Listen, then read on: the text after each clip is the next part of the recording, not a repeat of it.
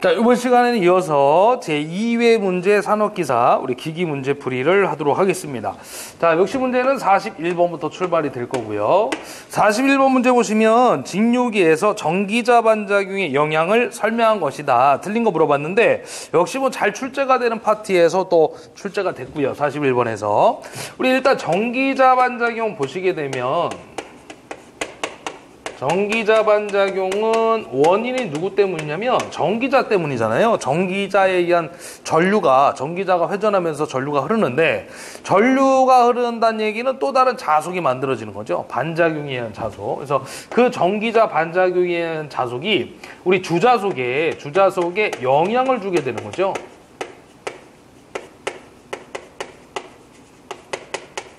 주자속에 영향을 주는 우리 현상을 전기자 반작용이라고 얘기를 합니다. 그래서 어떤 영향들이 있느냐, 영향만 우리가 따져보게 되면 첫 번째로 편자작용이 발생하죠. 편자작용.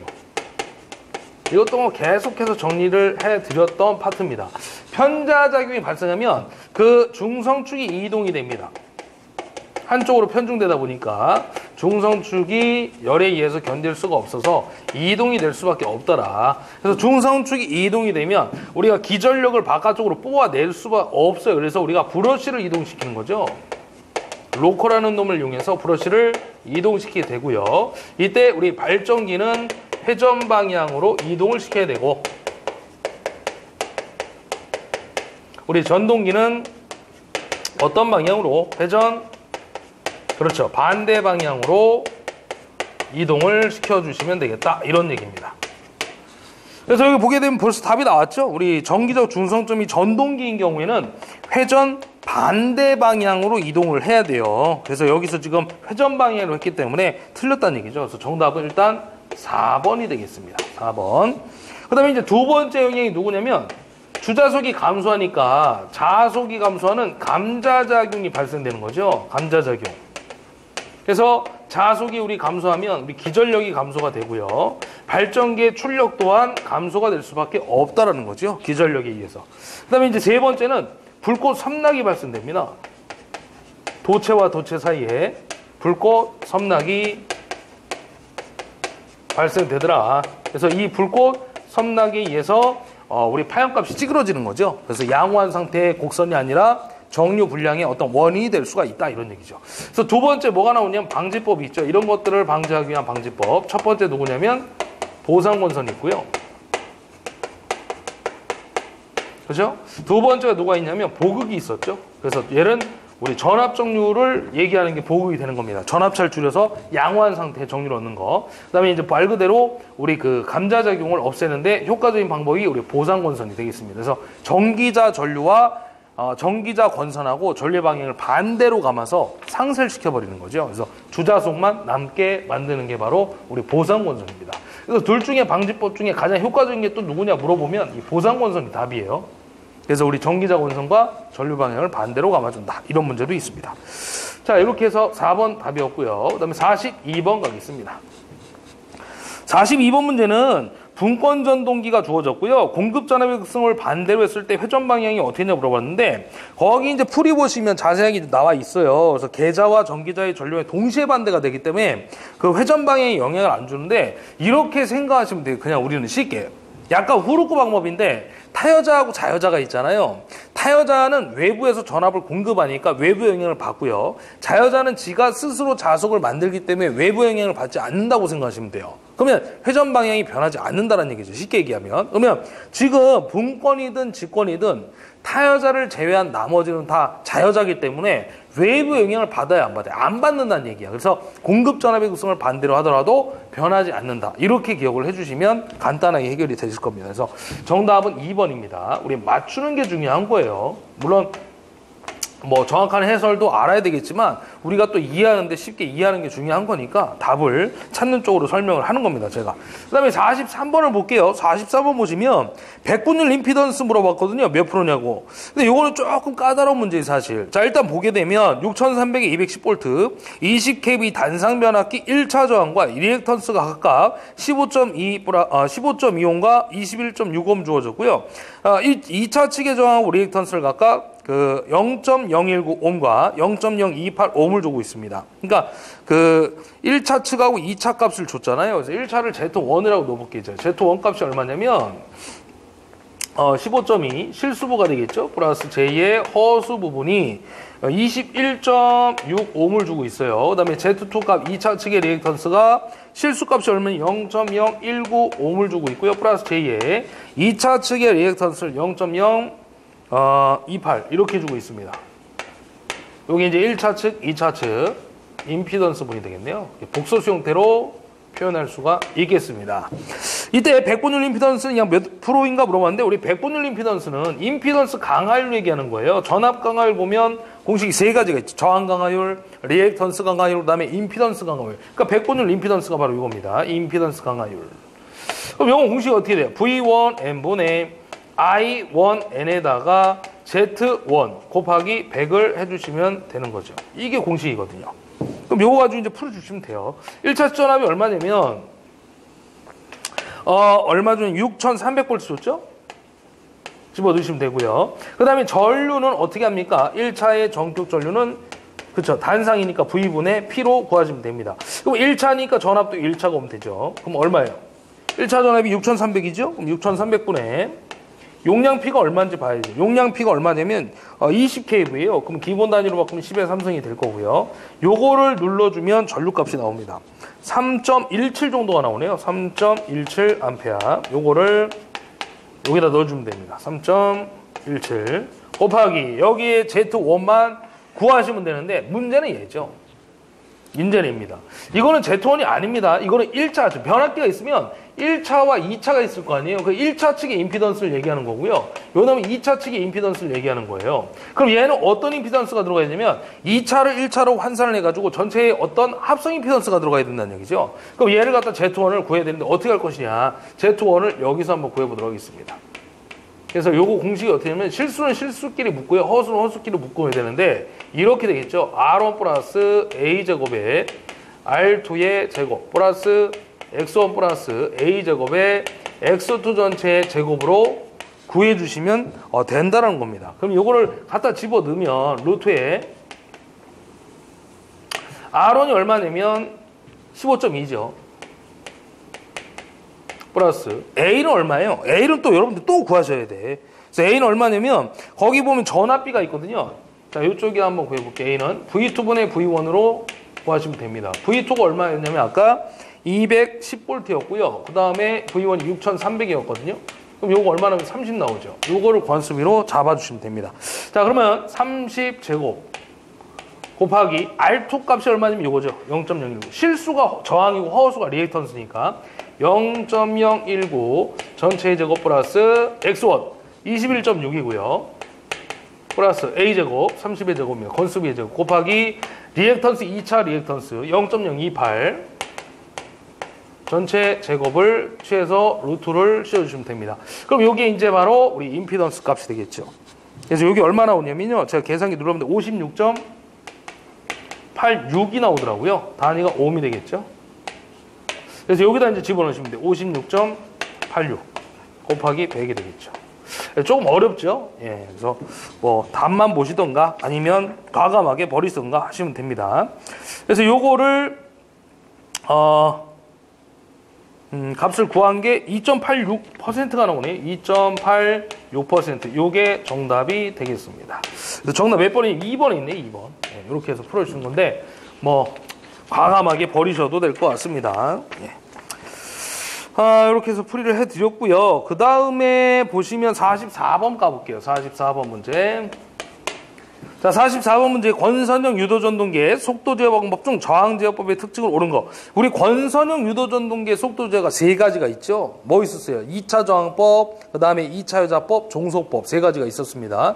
그래서 2차 저항법은 비례체 원리를 이용해가지고 구조가 간단하고 조작이 용이하다는 장점이 있었고요. 그 다음에 이제 그 2차 여자법은 슬립 주파수의 전압을 공급하여 속도를 재는 거. 그래서 이럴 때 아까 제가 말씀드렸지만 그림이 있었죠. 그 그림 방향이 같으면 속도가 상승하고 반대가 되면 감소가 된다 했던 겁니다. 그 다음에 2차 종속법이 있죠. 종속법은 직렬 종속, 병렬 종속, 차동 종속이 있었습니다. 그래서 직렬 종속은 P1 플러스 P2분의 120F. 병렬 종속은 직렬의 2배. 차동 종속은 빼기로 들어가는 거죠. 마이너스로. P1 마이너스 P2분의 120F였던 겁니다. 자, 그럼 얘는 지금 아까 저항제법의 장점인데 구조간단하고 조작이 용이하다고 그랬으니까 정답이 3번에 있겠네요. 이렇게 풀이를 해주시면 되고요. 45번 문제가 볼까요? 자, 단상 50Hz 전파 종류. 전파 종류가 나왔네요. 변압기 2차 상전압 100V고요. 수은 정류기에 이용해서 교를 직류로 바꾼다는 얘기겠죠? 전압가가 20V입니다.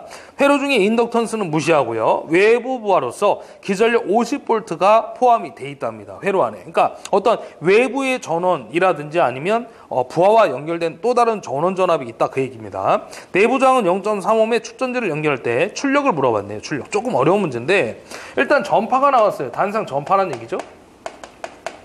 아무 말이 없으면 다 단상이니까. 그럼 우리 ED는 어떻게 돼요? 전파. 반파는 0.45, 전파는 2배니까 0.9에 2가 되는 거죠. 이때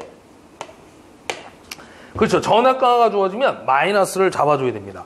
자, 그럼 이거 한번 넣어볼까요? 자, 우리가 지금 구하고자 하는 게 출력이니까 직류전압을 구해야 되겠죠. 그럼 0.9에다가 이 값은 교류 측의 상전압입니다. 그래서 거기 보면 변압기 2차 상전압 100V 줬고요. 그 다음에 전압 강화가 몇 볼트냐면 교류를 직류로 바꿀 때 발생된 전압가 20V가 발생했대요. 그러면 이거 구하면 70V가 나오죠. 70V가. 그죠? 그러면 이제 ID를 구해야 돼요. ID를 구해야 됩니다. 왜냐면 우리 출력을 구하려면 결론은 어떻게 나와요? P는. 그쵸? 직류 전압에다가 P는 VI니까 직류 전류를 곱해야 값이 나오겠죠. 그래서 ED 값은 70V 구해 놓은 거고요. ID만 여러분들이 구해서 곱하기 들어가면 됩니다. ID는 어떻게 하면 돼요? R분의, 그렇죠? ED예요, ED. 오메 법칙이잖아요. R분의 V. 근데 여기에 외부에서 주어진 또 다른 전압이 있으니까 그거는 빼주셔야 됩니다. 요거는 외부입니다. 외부 전원. 자, 그러면 저항 R 값이 얼마냐면 내부 저항이 0.3이고요. 그 다음에 아까 우리가 구한 70V 직류 측의 출력 측 전압에다가 외부 부하로서 기전력 50V가 있죠. 그럼 빼주셔야만 그 순수한 그 직류분의 전류 값을 구할 수가 있다라는 거죠. 그래서 이걸 구하면 얼마나 오냐면 66.67 정도 나옵니다. 대략. 그래서 여기다가 66.67 암페어를 곱하면 와트 값이 나오겠죠. 단위 암페어고요. 요거 곱하면 이제 와트가 되겠죠. P는 VI니까. 그래서 요걸 구하면 얼마 나오냐면요. 약 4,667V, 7와트 정도가 출력이 나오겠네요. 그래서 정답 몇 번에 있냐면 2번에 있습니다. 요렇게 구해주시는 문제였네요. 보통 이제 산업기사 문제가 이렇게까지는 어렵진 않은데, 요번 2회차 문제가 계산 문제가 조금, 지금 뭐 많은 문제를 풀진 않았지만, 다 풀진 않았지만, 43번, 45번 좀 까다로운 문제가 출제가 됐네요. 그 다음에 이제 46번 문제를 한번 가볼게요. 46번. 자, 동기발전기 전기자 원선을 단절권으로 하는 가장 큰 이유를 물어봤는데, 뭐 아까도 했었잖아요, 우리가. 뭐였냐면 우리 1회 때 산업기사 문제 풀었을 때는 이제 뭐였죠? 분포권이 나왔는데 지금은 단절권이 또 한 번 나왔네요, 연속으로. 단절권은 아까도 얘기했죠. 고조파를 제거하고 파형 개선하고요. 그 다음에 동량이 감소되는 거죠. 짧게 감았다는 얘기죠. 전절권에 비해서. 그래서 동량이 감소하고 권선이 절약되고 고조파 제거하고 기전력의 파형을 개선시키는 게 장점이 되겠습니다. 그래서 정답이 4번이 되겠네요. 그래서 이제 동기계에서 쓰는 이유가 단절권, 분포권을 쓰는 이유가 이거죠. 고조파 제거, 파형 개선입니다. 자, 4번이었고요. 그다음에 47번으로 들어가도록 하겠습니다. 삼상 동기발전기 여자전류 5A에 대한 한상의 유기기 전력이 600V고요. 그 삼상 단락전류가 30A입니다. 단락사고가 났나 보네요. 단락전류가 주어졌고. 이 발전기 동기 임피던스로 하는데 우리 삼상 단락곡선에서 단락전류 공식은 이거밖에 없죠. ZS분의 2 이거밖에 없습니다. 근데 이제 동기 임피던스는 누구와 같아요? 그렇죠? 저항값을 무시할 수가 있기 때문에 동기 리액턴스와 같다고 얘기하는 겁니다. 이때 중요한 건 이 2가 무슨 전압이에요? 그렇죠. 상전압이라는 걸 알아두셔야 돼요. 우리 동기기는 무슨 결선입니까? Y결선이기 때문에 성과 상 사이에 루트3배의 전압차가 발생합니다. 그래서 얘가 무조건 상위 기준입니다. 상위. 성간을 주면 루트3을 나눠줘야 되고요. 상전압을 주면 그대로 갖다 집어 넣어주시면 되는 거야. 그럼 지금 물어본 거는 동기 임피던스를 물어봤잖아요. 요 놈. 그럼 이항하면 돼요. 그럼 ZS는 따라서 어떻게 됩니까? IS분의 2가 되겠죠. 단락전류가 얼마 줬냐면 30A 주어졌고요. 그 다음에 발전기에 안상의 유기기 전력, 상전압 조치 600V 그대로 넣으시면 됩니다. 루스함 적용하면 안 됩니다. 그래서 이거 정답은 25미 되겠네요. 그래서 숫자 2개 나누면 답이었네요. 그래서 정답 2번입니다. 이건 좀 간단한 문제가 이제 계산 문제 나왔고요. 그 다음에 48번 문제 볼게요. 48번은 권선형 유도전동기가 기동하면서 동기 속도 이하까지 회전 속도가 증가하면 회전자의 전압 물어봤는데, 일단은 유도전동기의 회전자의 속도를 얘기한 거고요. 그 회전자의 속도 N값이 증가하면 회전자 전압 E2S를 물어본 겁니다. 그래서 슬립 공식을 보게 되면 이렇게 되잖아요. 유도기에서. 첫 번째가 이제 NS분의 NS-N이고요. 두 번째가 E2분의 E2S가 되는 거고요. 세 번째가 F2분의 F2S가 되고요. 마지막 네 번째가 뭐예요? P2분의 P2C가 되는 거죠. 그래서 여기 밑에 있는 놈들은 다 무슨 시예요? 정지시. 위에 있는 놈들이 회전시가 되는 겁니다. 그래서 회전시의 전압 얘를 물어본 거죠. E2S. 그러면 이때 E2S는 S에다가 E2를 곱해주면 되잖아요. 그죠? 그럼 일단 이 슬립이 어떻게 되는지 알아야 돼요. 그럼 여기에서 우리가 회전자의 속도 N인데 N 값이 어떻게 됐냐고 하면 지금 증가했다고 그랬잖아요. 회전 속도가. 원래 공식이 이렇게 되죠. 1-S의 NS가 되는 겁니다. 그렇죠? 그럼 회전 속도가 증가하면 어떻게 되는 거예요? 얘가 증가했다는 얘기죠. 얘가. 여기서 볼까요? 얘가 증가됐다는 얘기죠. 얘가. N 값이 증가가 됐다는 얘기입니다. 그럼 당연히 얘가 증가하면 슬립은 감소하겠죠. 그럼 슬립이 감소하니까 당연히 E2S, 2차 회전시의 전압도 감소가 되는 겁니다. 이런 얘기네요. 2번입니다. 2번. 이렇게 이해를 하시면 돼요. 회전자의 속도가 증가하면 슬립은 감소되고 슬립이 감소하니까 2차 측의 회전자의 전압도 회전시 2차 전압도 감소가 된다. 이런 얘기가 되겠습니다. 자, 그 다음에 49번 갈게요. 49번 또 우리 중간변압기 또 이게 잘 나오는 파트인데 2017년도에 기사에서도 나왔고 산업기사에서도 출제가 또 됐습니다. 잘 나오는 편입니다. 이 중간변압기. 중간변압기 사용 목적은 4가지만 여러분들이 기억하시면 돼요. 첫 번째가 이제 정류자 전압의 조정. 그 다음에 두 번째가 회전자 상수의 증가. 그 다음에 세 번째가 경부하 시의 속도 이상 상승 방지. 그 다음 네 번째가 시료 권수비의 조정이죠. 그래서 49번에 정답은 전동계 특성을 조정할 수 있다. 3번이 정답이 되겠습니다. 그래서 우리 아까 4가지 말씀드렸죠. 정류자 전압 조정하고 회전자 상수의 증가, 경부하 시 속도 이상 상승 방지, 그다음에 치료 권수비의 조정. 다 어떤 전동계 특성을 조정할 수 있는 목적이라고 보시면 되겠습니다. 그다음에 이제 50번인데요. 50번은 우리 그 직류 발전기의 회전수 물어봤네요. 속도. 그죠? 속도 공식 물어봤네. 속도 공식. 전기자 지름이 0.2m, Dm가 되겠고요. 발전기의 출력이 1.5kW. 출력은 중요하지 않습니다. 회전수가 1800rpm으로 회전하고 있을 때 전기자가 우리 직류계에서 회전자잖아요. 계자가 고정자고. 그래서 전기자의 속도를 물어보고 있습니다. 속도 부위는 파이 60분의 N 이렇게 구하시면 됩니다. 그래서 파이가 이제 3.14가 되겠고요. 지름이 얼마냐면 0.2m에다가 60분의 회전수 얼마? 1800rpm을 적용해 주면 됩니다. 요거 구하시면 돼요. 그래서 요거 구하면 이것도 전통적인 문제예요. 숫자 안 바뀌어서 또 출제가 됐습니다. 메타 퍼 세크가 되겠습니다. 정답 몇 번? 1번이 되겠죠. 1번. 자, 그 다음에 이제 51번 문제 보도록 하겠습니다. 반도체 소자로 왔는데, 이것도 조사먹는 문제죠. 이방향성 3단자 사이리스터 물어봤는데, 일단 단방향에 있고 양방향이 있단 말이야. 그럼 우리가 양방향일 때는 어떻게 하냐면, 무조건 AC자 들어간 것이 양방향이라고 기억을 해주시면 돼요. 그것만 알면 얘는 답이 4번밖에 없어요. 트라이에. 얘가 쌍방향 3단자거든요. 양방향, 이방향 3단자. 1번의 SCR은요, 단방향 3단자고요. 단방향 3단자. SSS는 쌍방향 2단자입니다. 쌍방향 2단자. 그 다음에 SCS는 단방향 4단자. 그죠? 그래서 우리 또 이런 문제 있죠. 4단자가 아닌 거. 그러면 SCS가, 3단자가 아닌 거. 그러면 SCS가 4단자이기 때문에 보기에서 답으로 나온 적도 있습니다. 근데 이번 시험에서는 이방향성 3단자 물어봤는데 무조건 A씨가 들어간 게 쌍방향 2방향입니다. 트라이에. 풀이 이제 다 나와 있는데 이걸 다 또 여러분들이 외울 수가 없으니까 몇 가지만 좀 추려가지고 암기하시면 돼요. 자, 52번 가도록 하겠습니다. 동기전동기의 특징으로 틀린 거 물어봤는데 우리 동기기는요. 교륙인데 속도가 일정하죠. 같을 동자라고 그랬잖아요, 제가. 속도가 일정하고 그다음에 뭐였어요? 위상 특성 곡선이 동기조성기 있었잖아요. 역률과 효율을 1로 항상 운전할 수 있다. 역률을 조정할 수 있다. 이런 것들이 이제 중요한 부분이라고 매번 말씀드렸습니다. 그래서 속도가 일정하고 역률과 효율이 우수하고요.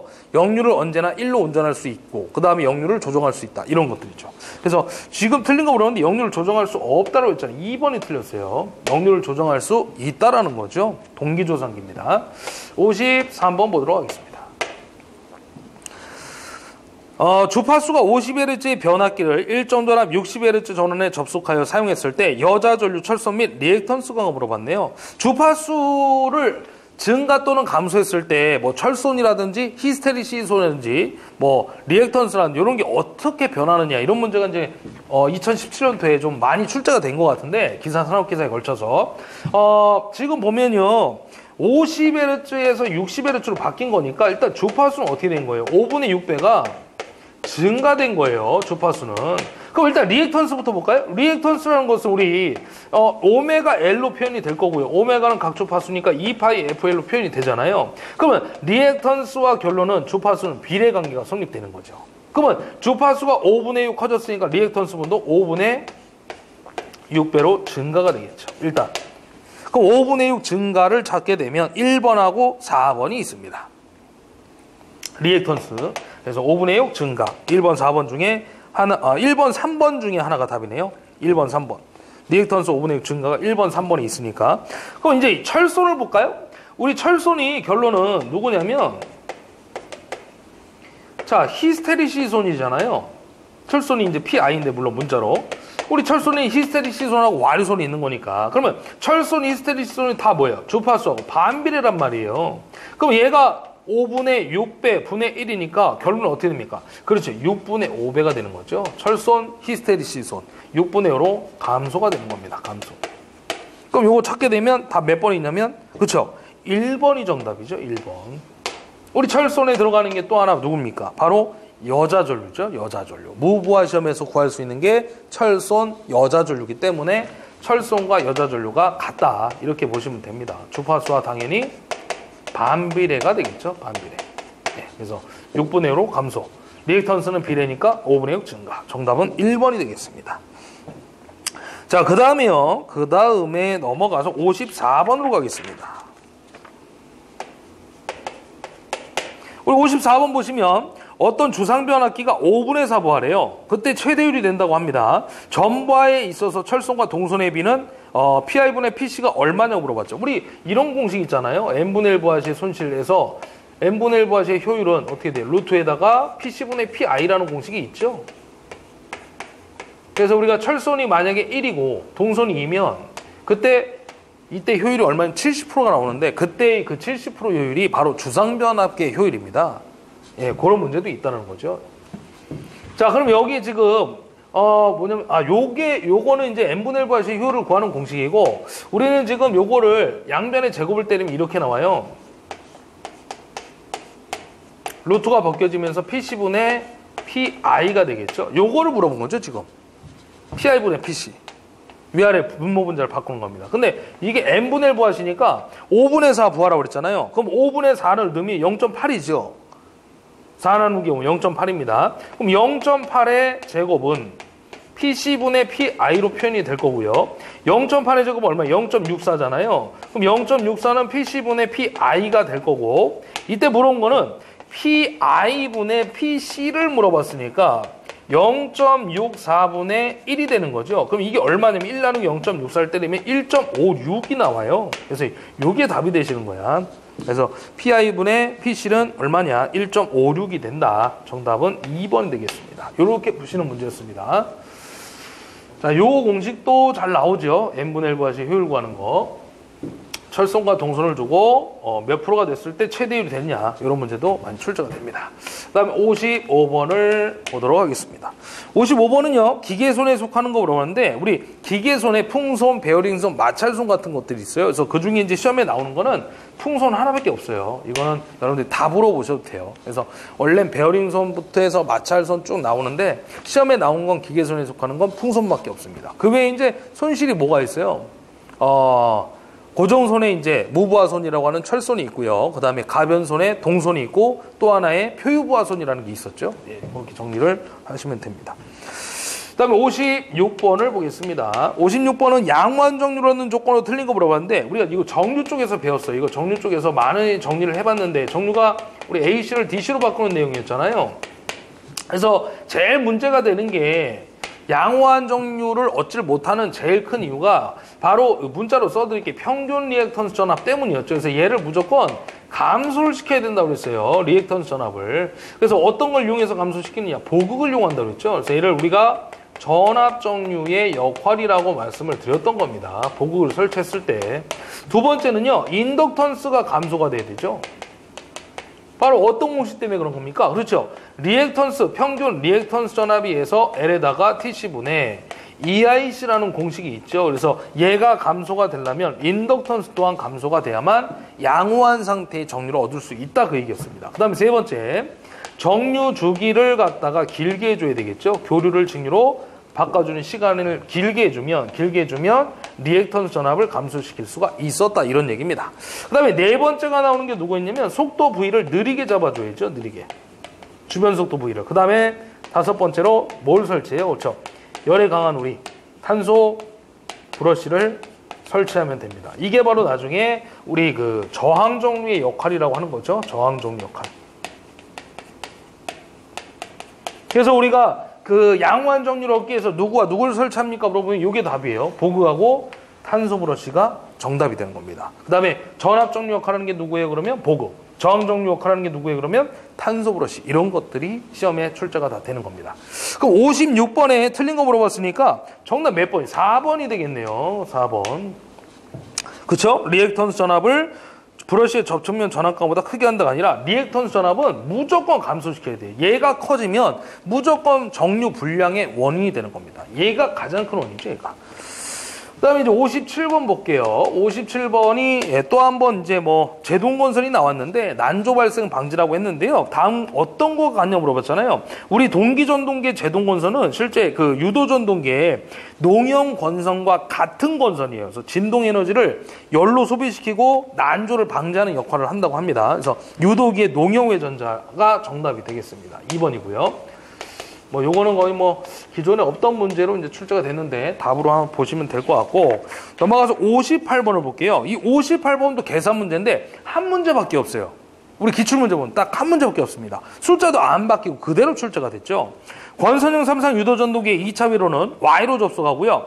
2차 각상의 저항은 0.35이며 1, 2차의 리액턴스의 합을 1.5를 줬습니다. 기동 시에 최대 토크를 발생하기 위해서 삽입해야 할 저항을 물어봤는데 기동 시에 최대 토크를 발생하기 위해서 삽입해야 할 저항 물어보면 공식이 하나밖에 없어요. 그래서 R은 어떻게 되냐면 원공식은 이렇게 돼요. 루트에다가 R1 플러스 리액턴스입니다. X1 플러스 X2 전체의 제곱에다가 2차 저항을 빼주면 됩니다. 이게 최대 토크, 기동 시에 최대 토크를 발생하기 위한 삽입해야 할 저항 공식이 되시는 거야. 근데 문제에서 뭐라고 했냐면 거기 가로 안에요. 1차 각상의 저항 무시한다고 그랬죠. 얘를 무시해버리는 거예요. 그러면 얘가 무시가 되면 결론은 누구만 남아요? 그렇죠? X1 플러스 X2 전체 제곱에다가 R2만 빼주시면 돼요. 근데 요 값이 각각 주어지는 게 아니라 그냥 합으로 주어진단 말이에요. 거기 두 번째 줄에 보면 아까 1차, 2차 리액턴스의 합이 1.5라고 했잖아요. 그러니까 이걸 따로따로 계산할 필요가 없어요. 그냥 합이 전체가 1.5니까 1.5의 제곱에다가 R2 값만 0.3만 빼주면 정답이 되는 겁니다. 그래서 1.25이 답입니다. 요게 한 문제밖에 없다고 그랬죠, 제가 아까. 그래서 정답이 1번인데 요것도 이제 근래 와서 한 번씩 출제가 되고 있습니다. 근데 어쨌든 지금까지 2017년도까지는 답이 하나밖에 없다라는 겁니다. 자, 다음 59번 갈게요. 59번 문제. 자, 3상 유도전압 조정기의 특징이 아닌 거 물어봤는데 역시 뭐 기기는 장수가 뭐 직류기, 동기기, 유도기, 변압기, 정류기, 교류정류자기까지 해가지고 6개 챕터로 구성되어 있다 보니까 골고루 각 그 장별로 출제가 되는 것 같습니다. 3상 유도전압 조정기에 또 이제 시험에 나온 건데 특징이 아닌 거 물어봤죠.